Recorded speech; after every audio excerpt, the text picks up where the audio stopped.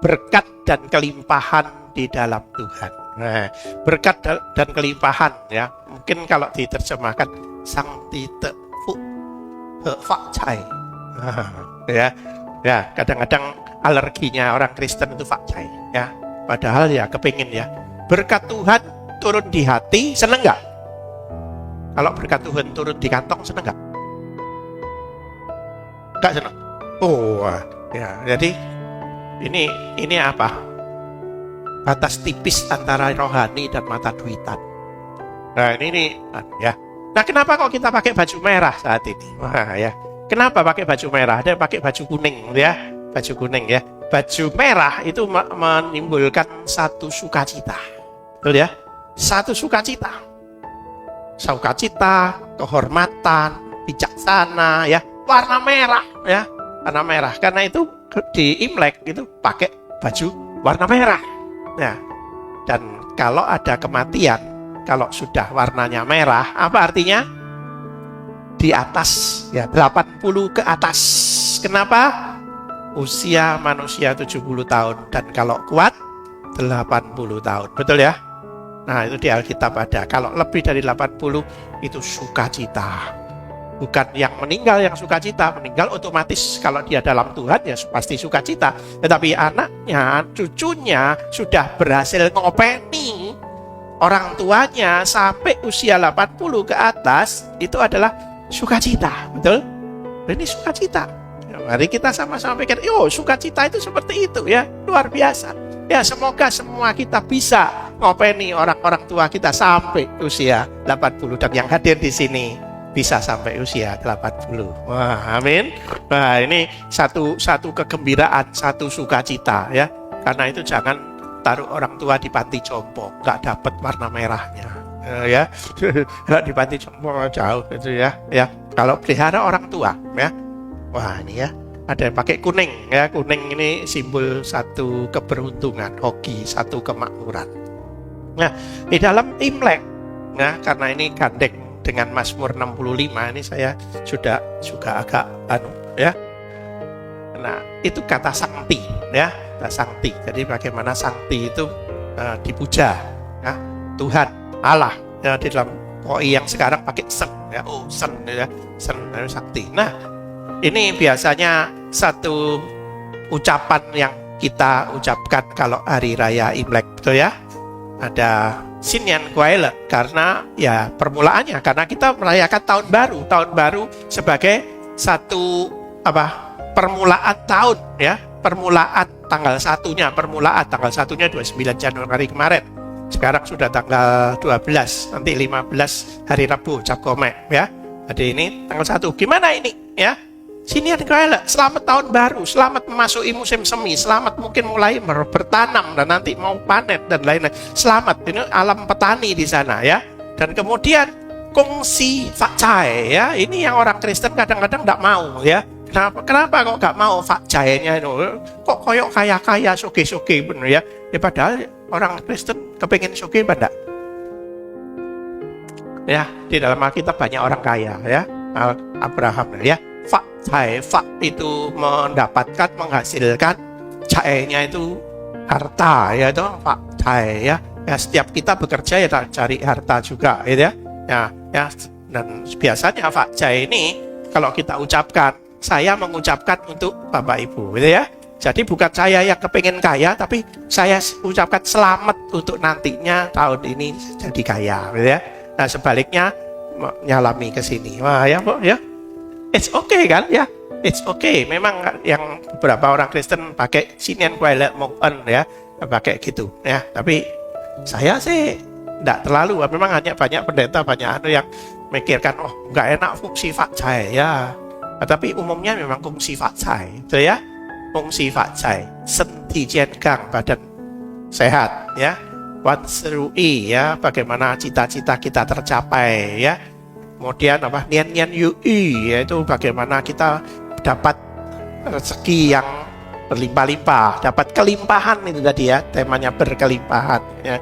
Dan kemudian yang penting di bawah itu Sangti Jufu, artinya apa? Semuanya itu akan terjadi kalau Sakti, kalau Allah memberkati. Maafkan Ya, jadi Fajai itu tidak akan terjadi kalau Tuhan tidak memberkati. Makanya kalau kongsi Fajai, gandengannya mesti Amsal 10 ayat 22. Kenapa? Hanya berkat Tuhan yang menjadikan kaya. Nggak bisa kaya sendiri, usaha sendiri. Kalau Tuhan memberkati, baru kita kaya. Betul? Amin? Nah, supaya rasa Imleknya, wah ya, yuk kita ngomong 4 kata ini ya. Sinian kuaile, bareng-bareng, 2, 3. Sinian kuaile, kongsi Fajai, senti jiangang, wan si ru yi, nian nian yu yi, sang ti ju fu. Ada 5 ya? Ada 5 ya? Nah, kalau orang Tionghoa itu sejak sebelum COVID, itu kalau hormat itu sudah jaga jarak. Betul ya? Ya. Jadi dari sana ya. Jadi ini im, ini yang. Kalau laki ini digegem masuk. Kalau ke perempuan sebaliknya ya. Kalau gini itu setara. Kalau orang tua itu harusnya gini. Tapi kalau Tuhan, wah ya ini ya. Makanya ada cikung, yaitu hormat kepada orang tua dan kepada Tuhan. Nah, cikungnya itu sama dengan orang Yahudi. Yahudi berlutut kan. Nah, kalau Cina itu ada cikungnya ya, berlutut. Mirip, sebetulnya mirip ya. Cuma kita kadang-kadang nggak biasa gitu ya. Sebetulnya mirip ini ya. Kalau kita ikut budaya Yahudi, ya mirip-mirip ya. Sinian kuaila, kongsi Fajai, senti jiangang, wan si ru yi, nian nian yu yi, sang ti ju fu. Bisa? Bisa semuanya? Bisa? Ayo bareng-bareng. 2, 3. Sinian kuaila, kongsi Fajai, senti jiangang, wan si ru yi, nian nian yu yi, sang ti ju fu. Udah bisa semuanya? Sekarang yuk kita berdiri saling memberi hormat kanan kiri dengan mengucapkan 5 kata ini. Ayo kita berdiri bareng-bareng ya, supaya terasa Imleknya. Ayo ya. Sinian kuaila, senti Jai, senti jiangang, seru yi, nian nian yu yi, sang ti ju fu. Oke, silakan duduk kembali. Ya, walaupun hormatnya jarak jauh ini ya, tidak ada COVID sejak jauh sebelum COVID itu kalau sudah orang Tionghoa itu hormatnya jarak jauh, ya. Saya gak dengar jelas dari sini, cuma dengar nggak tahu ngomongnya bener bener. Nah, kalau kita ngomong-ngomong, loh, apa sih orang Kristen ikut-ikut melayani Imlek? Imlek itu kan kelompok sana, ya. Menurut penelitian, seluruh keyakinan yang ada di Tiongkok sekarang, baik itu Buddhisme, baik itu Taoisme, baik itu apa satunya ya, Confucius ya, Konghucu, ini baru muncul di 600 sebelum Masehi, 600 sebelum Tuhan Yesus lahir. Itu. Tapi sebelum 600 sampai Kaisar Kuning, mereka sudah percaya yang namanya Sangti itu sudah monoteisme. Ya. Sangti itu Allah yang tunggal, tidak ada yang lain-lain. Ya cuma Sangti. Baru muncul yang namanya Sen, dewa-dewa, Sen dan lain-lain, Cao Sen, Cai Sen dan lain-lain. Ini di daerah-daerah 600-500 sebelum Masehi. Nah, jadi kalau kita memperhatikan Imlek, dan Imlek ini sudah dirayakan jauh-jauh sebelum kepercayaan ini, jauh sebelumnya, sekitar tahun 2698 itu zamannya sebelum dinasti Xia. Dinasti Xia itu dianggap dinasti yang paling awal daripada Kok. Tapi sebelumnya ada yang namanya Kaisar Kuning, Huangdi itu ya. Dari zaman itu mulai dari bentuk huruf paling kuno ya, kemudian muncul terus sampai saat ini itu sebetulnya Imlek. Sedangkan di dalam kalender kalau ditulis Imlek tahun sekian itu dihitung dari 600-500 sebelum Masehi, bukan dihitung dari zamannya Huangdi ya. Nah, jadi kalau kita merayakan musim semi dan Imlek dari saat ini, maka kita nggak apa-apa. Kenapa? Karena kita melihat Sangti, bukan Sangti yang 600 tahun sebelum Masehi, tapi yang dulu, yang sudah disembah sebagai Allah yang monoteisme ya. Dari mana itu? dari sana, dari timur yang mengalir ke sini. Sancti Shaddai ya. Nah ini ada jalurnya, karena itu bagi orang Kristen merayakan Imlek it's okay, betul ya? It's okay aja. Aku nggak sama dengan yang di sana. Sana terserah, walaupun namanya beda, namanya sama ya. Tetapi aku menyembah yang tunggal, Sancti yang tunggal, Yahweh yang tunggal ya. Kalau kok namanya pada dewa-dewa di dalam Alkitab, Kejadian, nama Elohim juga nama dewa-dewa ya. Elohim nama dewa-dewa Kanaan, itu kan berdoa ya, sama saja. Tapi kita berpikir, siapa yang kita sembah? Allah yang tunggal, Sancti yang tunggal itu. Betul? Nah, saya ajak untuk kita membuka Mazmur 25.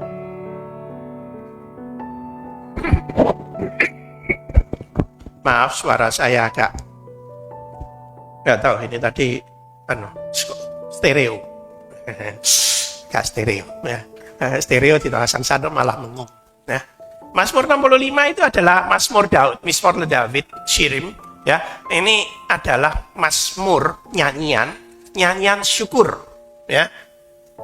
Tepatnya dalam peristiwa apa memang nggak disebutkan di dalam Mazmur 65, tetapi itu adalah mazmur tentang nyanyian syukur, bagaimana bersyukur. Daud bersyukur tentang apa? Tentang pengampunannya, tentang doa-doa yang dijawab, tentang keselamatan yang dia dapatkan, tentang berkat di atas tanahnya, dan semuanya. Itu ada rasa syukur daripada Raja Daud ya.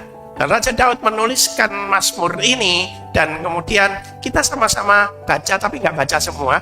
Tetapi mari kita memikirkan ya, bagaimana ini bisa menjadi berkat. Karena zaman itu zaman pertanian, zaman sekarang juga zaman pertanian. Yang pertama kita pikir, berkat itu bila kita mendapatkan berkat, bila kita bisa memuji Tuhan dengan hati kita, berdoa dengan hati kita, berpikir tentang Tuhan dengan hati kita, itu berkat. Betul? Ini Mazmur 65 ayat 2 sampai dengan 5. Saya aja untuk baca yang kelima saja ya. Baca yang kelima. Yang kuning saja kita baca sama-sama. 1, 2, 3. Berbahagialah orang yang engkau pilih dan bawa dekat kepada. Ia akan tinggal di pelataranmu.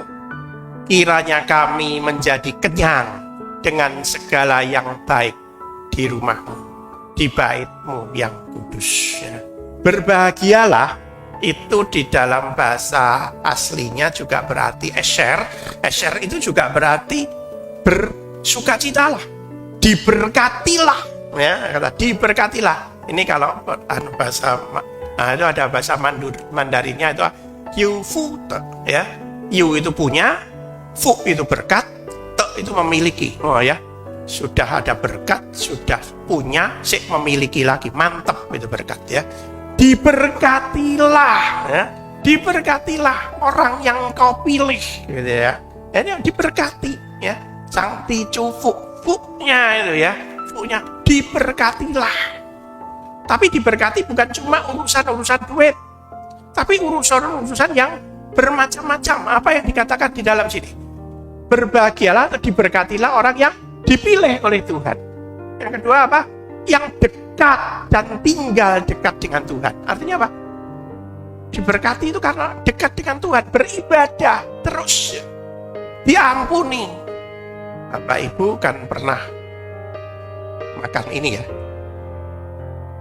Apa ini? Kue ranjang atau kue keranjang? Saya juga bingung.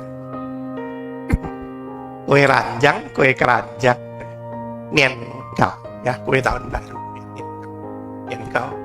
Nah ini rasanya lengket, manis, gitu, enak banget ya. Yang suka ya, enak banget. Kenapa kok ada kue ranjang?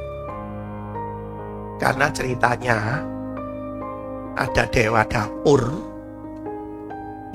Chaoseng ya, dewa dapur Chaoseng ini dikasih kue ranjang supaya tidak lapor-lapor hal-hal yang jelek dari keluarga itu ke atas. Kenapa kok dapur? Karena mak-mak itu biasanya ngerasani bojone di dapur. Betul ya? emak-emak itu rasa biasanya zaman dulu itu bukan keluar satu orang, tetapi satu keluarga besar ya. Ada anak, ada mantu, ada ya. Semua hal diomongno di dapur, masak bareng, ngomong bareng, waks bareng-bareng, gitu. Nah itu ada di dapur semuanya. Dari suaminya, bisnisnya dibawa ke dapur semuanya ya. Dan kemudian di dapur ya, otomatis namanya dewa dapur yang ada di situ dengar semuanya. Pas tahun baru gemeter kabeh. Ya, iki dosa akeh sepanjang tahun ya. Lek sampai lapor ke atas, bagaimana jadinya? Wah, hukuman bagi kita sekeluarga. Ayo kita kasih dewa dapur supaya ini kue rancang tadi nih engkau supaya ndak lapor. Ya, dewa dapur mulai kapan adanya? 600 tahun sebelum Masehi. Sebelumnya apa dewa dapur? Tidak ada, sakti. Jadi Tuhan itu ya tahu segala macam, nggak di dapur, dok, di kamar tidur, di WC, semuanya Tuhan itu tahu, betul? Kita bisa berdoa dimanapun, di WC pun kalau sakit ya bisa berdoa, betul? Kan? Ya, sebetulnya dewa dapur ini simbol apa? Simbol bagaimana rasa keberdosaan dan kebutuhan pengampunan daripada orang. Setiap orang butuh diampuni dosanya. Karena itu mikirnya ke sini. Karena itu mari kita pikir. Imlek ini juga masa pengampunan dosa. Jadi kalau kita merasa diberkati, berkat itu bukan cuma berkat masuk kantong, Pak Jae masuk kantong, bukan itu. Berkat itu adalah bila kita bisa dekat dengan Tuhan, memuji Tuhan, dan diampuni dosa-dosa kita. Betul?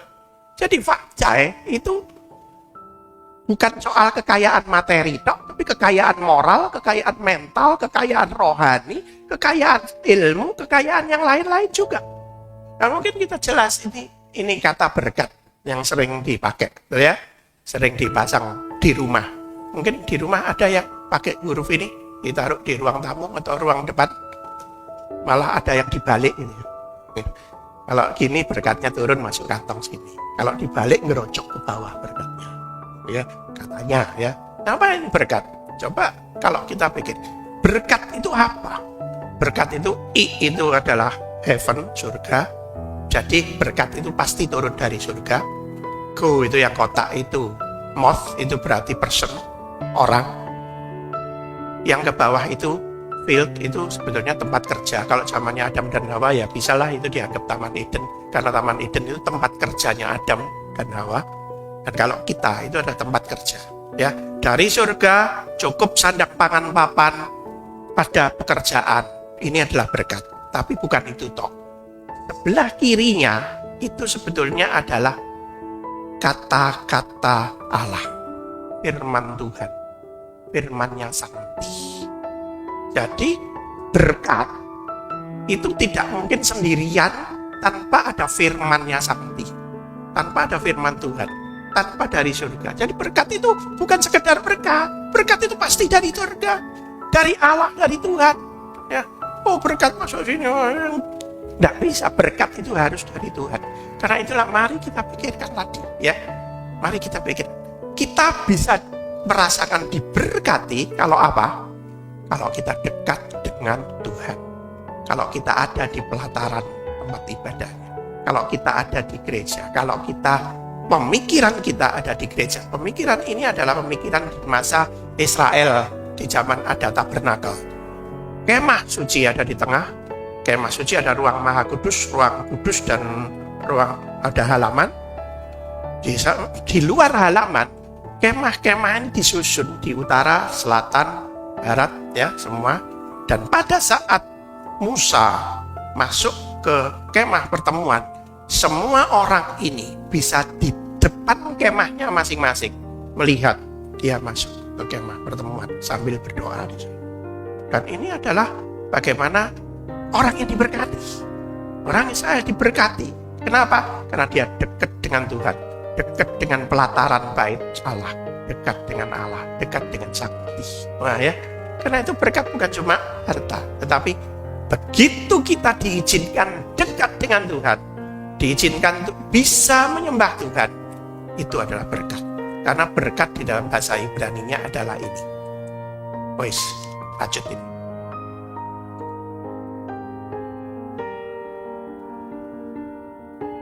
Bisa balik. Nah, ya. Kalau fu dalam bahasa Ibraninya adalah esher, tapi itu juga pakai kata baru. Barak. Kalau di warung-warung ada rokah, ya, barak, ya. Itu kata-katanya sama, Arab dan Ibrani itu kata-katanya sama, barak. Kata barak itu artinya berkat. Tetapi kata barak itu juga berarti lutut. Ya. Jadi kita akan diberkati kalau kita bisa berlutut menyembah Tuhan. Jadi bukan cuma harta, tapi kalau kita bisa berlutut itu diberkati, itu berkah. Banyak orang ke gereja tapi nggak bisa berlutut pada Tuhan, bukan karena dengkulnya sakit ya, karena hatinya jauh. Bapak Ibu di sini Imlek-kan saat ini apa yang dipikirkan? Menyembah Tuhan? Atau konsumsi lontong cap gomek yang di sebelah? Atau masakan yang kosong di rumah? Atau tadi habis tengkar sama anak dengan mantu, dengan suami di rumah? Atau bagaimana? Ada di sini tapi tidak menyembah Tuhan. Dan itu bukan barak. Barak. Kita barak berkat. Kalau apa? Kalau kita bisa dengan hati menyembah Tuhan, itulah berkat. Amin. Ini harus kita pikirkan. Yang kedua,